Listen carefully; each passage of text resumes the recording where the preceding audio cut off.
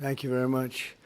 Today I'm honored to swear in our next Secretary of Commerce, Mr. Howard Lutnick. I've known him a long time. He's a great guy.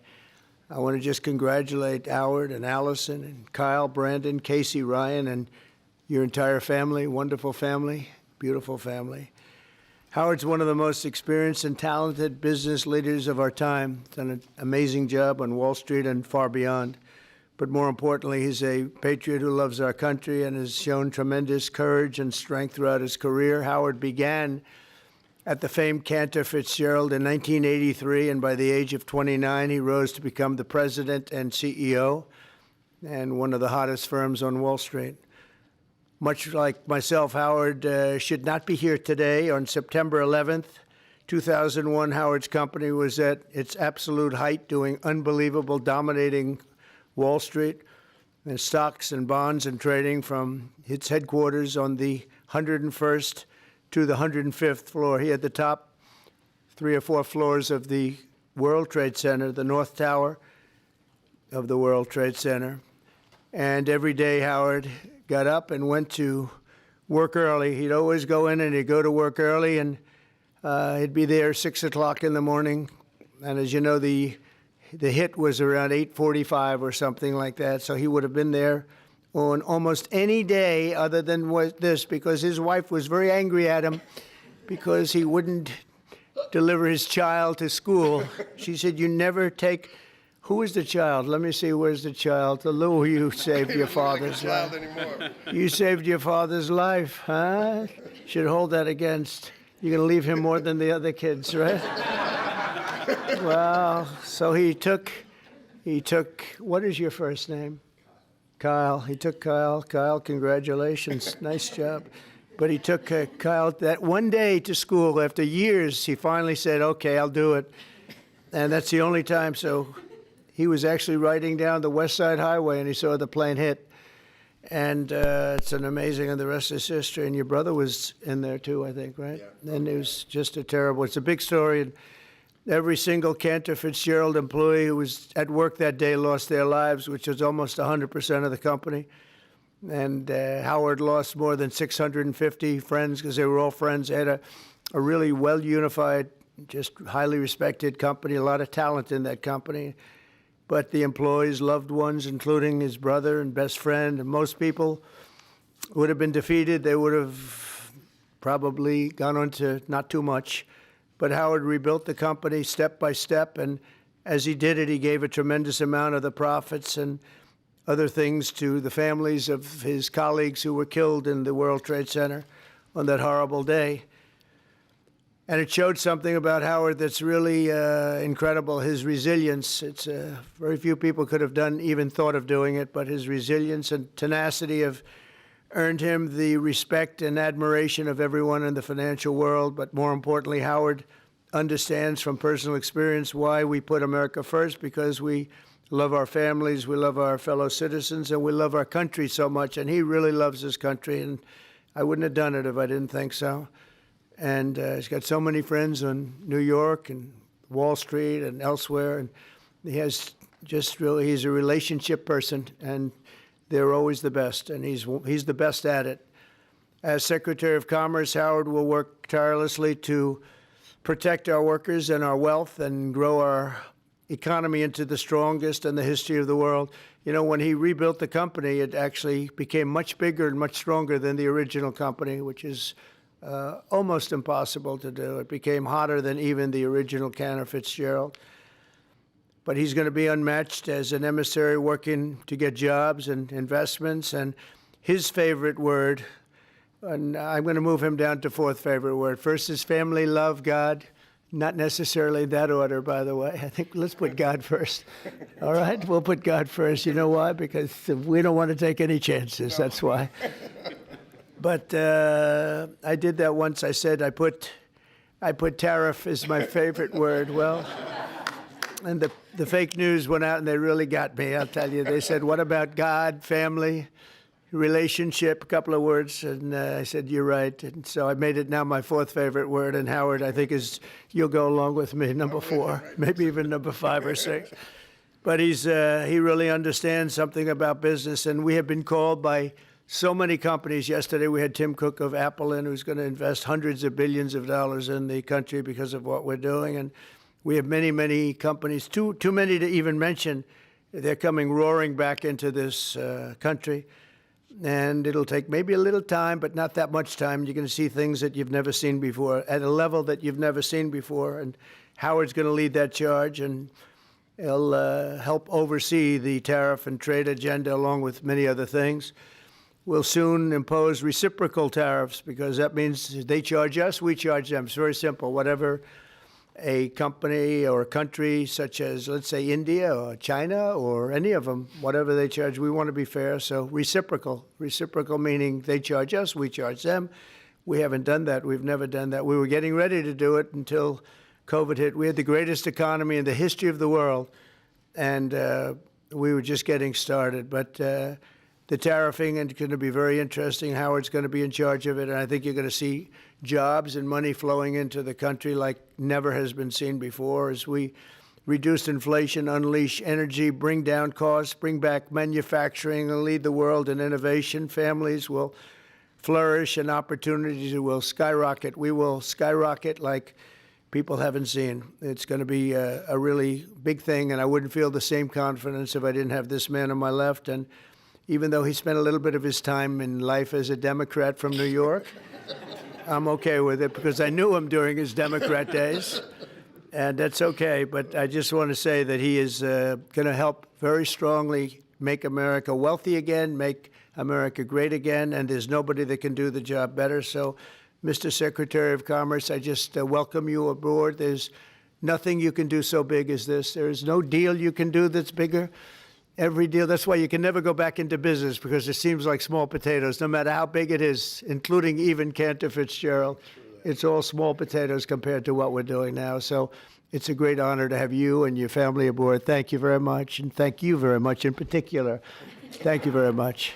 Thank you.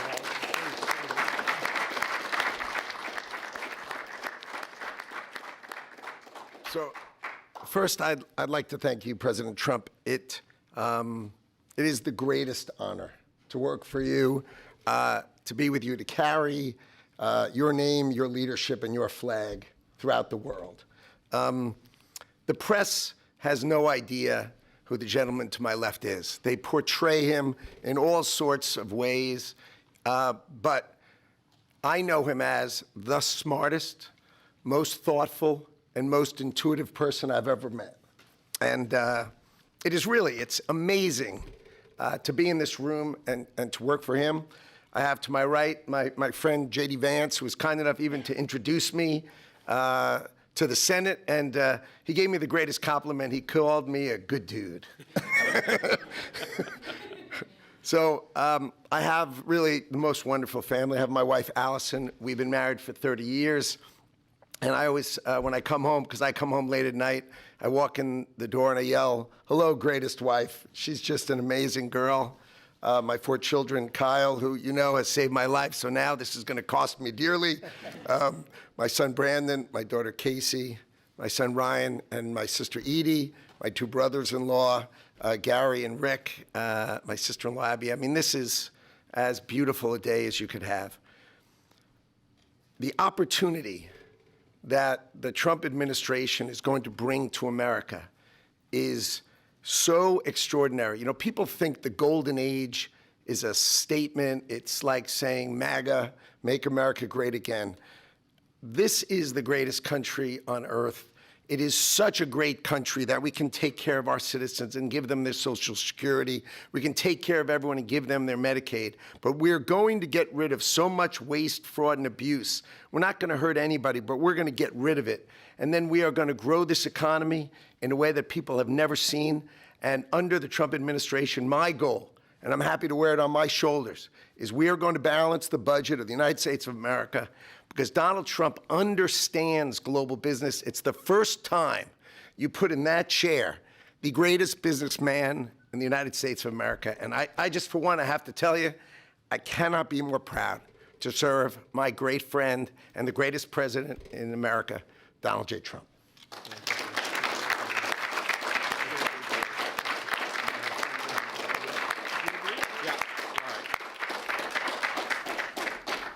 So now we get to swear Howard in. Now, we need the actual. We need to sign the commission first. Sign the commission first, okay? Mr. President, we're going to sign the commission first.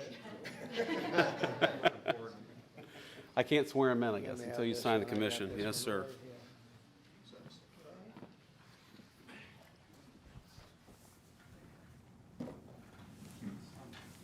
You ready? You sure? The last time? You can change your mind. I get to work for you right here. I mean, what's better than this? This room that looks so beautiful. How do you like the new look? It's just The unbelievable. desk is a different desk. It's one of 7, but the Resolute desk is being renovated and refurbished after many, many years of service. It'll be back in 4 weeks, in case anybody missed it. A lot of people do.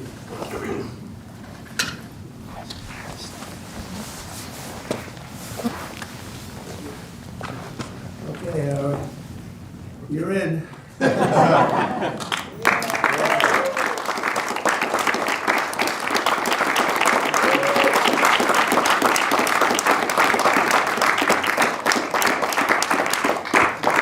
right, now Howard, come next to your beautiful wife and your beautiful family here. Put your hand on the Bible, raise your right hand, and repeat after me. I, Howard Lutnick, I, Howard Lutnick, do solemnly swear do solemnly swear that I will support and defend the Constitution of the United States that I will support and defend the Constitution of the United States against all enemies, foreign and domestic, against all enemies, foreign and domestic, that I will bear true faith and allegiance to the same, and I will bear truth, faith, and allegiance to the same. that I take this obligation freely I will take this obligation freely, without any mental reservation without any mental reservation or purpose of evasion, or purpose of evasion, and that I will well and faithfully discharge and I will well and faithfully discharge the duties of the office on which I am about to enter. the duties of the office in which I am about to enter. So help you God. So help me God. Congratulations, Mr. Secretary.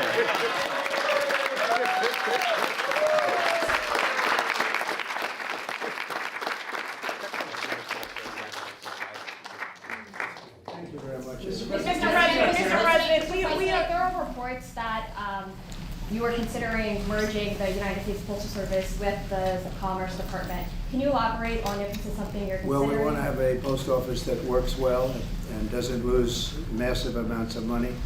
And we're thinking about doing that, and it'll be a form of a merger, but it'll remain the Postal Service, and I think it'll operate a lot better than it has been over the years. It's been just a tremendous loser for this country. Tremendous amounts of money are being lost, and we think we can do something that'll be very good and keep it a very similar way, but whether it's a merger or just using some of the very talented people that we have elsewhere, so it doesn't lose so much. It's losing a tremendous amount of money. Mr. President, some members of Congress in red districts are facing pushback from voters in town halls. We know that Americans voted for you on the immigration and the economy, but these voters say they're angry and frustrated by these firings. They don't like the work of Elon Musk and these other actions.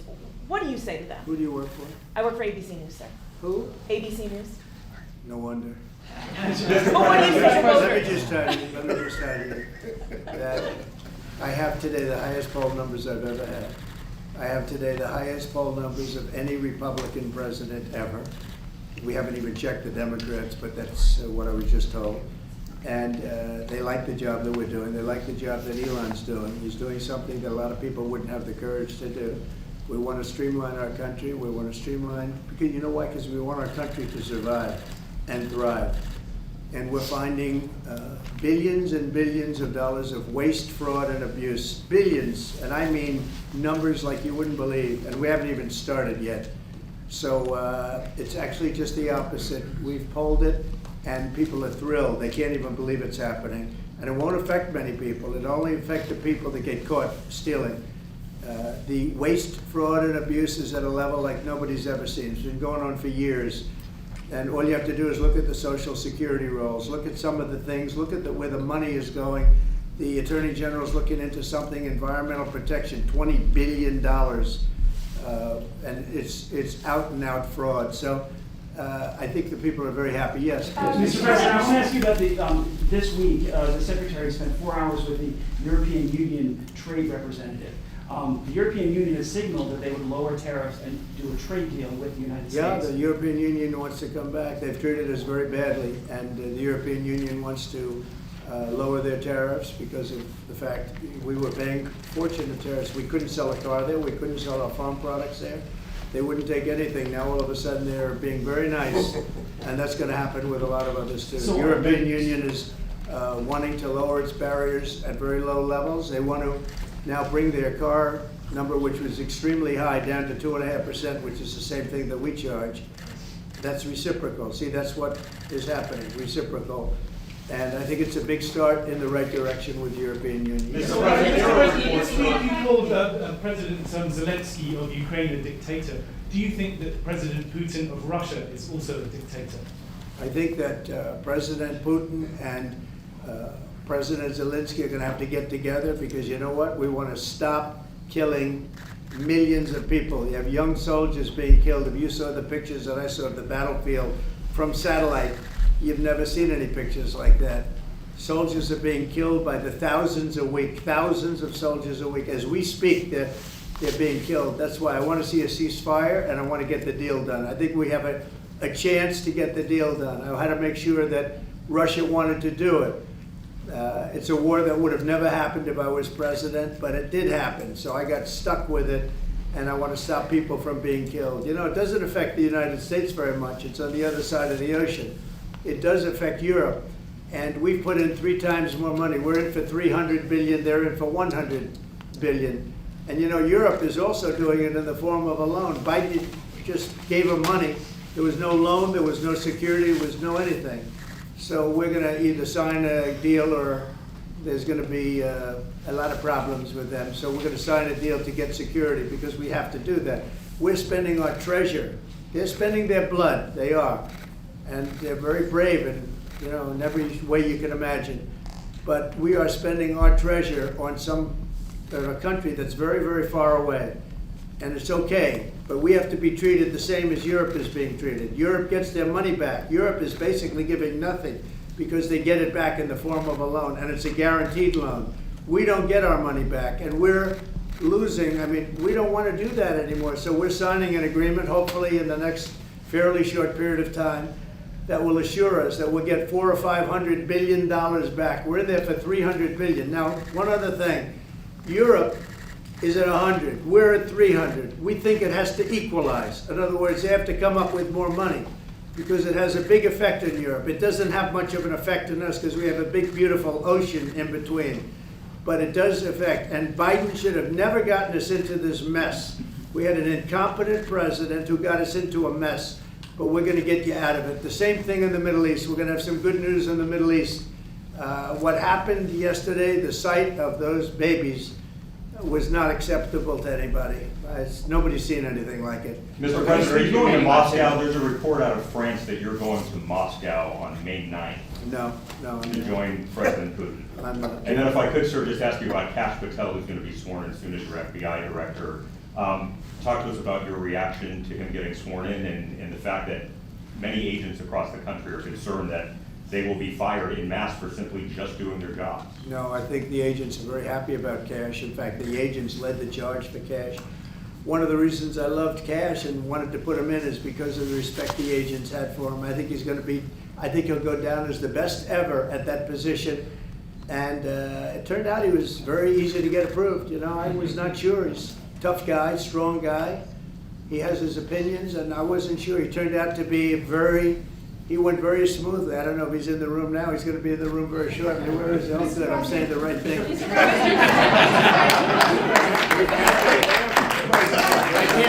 can't speak too badly about him. I better be careful. I will say this about Kash, and Howard understands this. One of the reasons that I wanted him is because the agents love this guy, and they respect this guy, and this is what they wanted. And even somebody like Trey Gowdy, who's a very good guy, but known as somewhat of a moderate person. He came out with a statement that was so incredible. He said, Kash is an incredible person. People don't realize it. When he said that, there was no doubt left. It was really a big statement made by somebody that's respected and on the moderate side. And I will tell you, I think cash is going to go down as maybe the best ever when it's all said and done. So I'm glad he's willing to do it. Thank you, Cash. Talk a little bit more, you talked Say about, what? Can you speak a little bit more about your meeting with Tim Cook? You said that he was going to invest hundreds of billions of dollars. Is there specific projects that he spoke to you about? Yeah, all over the country, all over the country. He's going to start building. He doesn't want to pay tariffs, and he's going to start building. But very big numbers. You have to speak to him. I assume they're going to announce it at some point, but very big numbers. He was here yesterday.